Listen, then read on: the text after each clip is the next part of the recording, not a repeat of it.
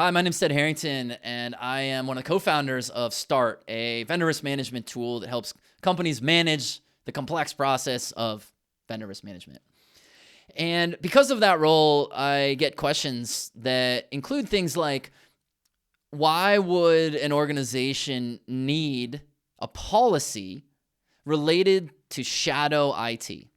Now, if you're not familiar with this term, shadow IT is basically the idea that users will implement things in your IT infrastructure that you don't know about. Now, sometimes it's intentional. They're trying to bypass maybe some sort of constraint or some rule that might exist. But a lot of times it's because there isn't a policy or because they don't know any better.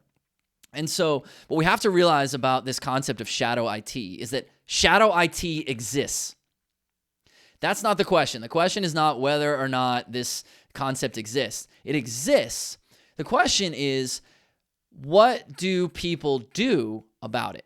So if there's no policy in place for how to think about downloading apps that a user might need to make their job easier that aren't necessarily sanctioned or prohibited by IT or other organizations or any policy, if a policy doesn't exist, people are just going to do it anyway.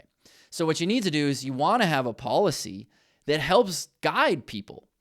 Because by and large, your workforce is trustworthy. By and large, your workforce is going to do things that are in the best interest of the company because that's in their own best interest too.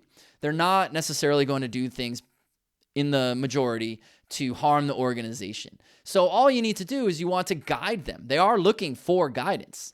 Now, people might not get excited about reading policy documents all the time, but by having a policy, what that does is that helps give that guidance. So that is why you want to think about shadow IT and make sure that you have a policy because it directly impacts how you can approach vendor risk management.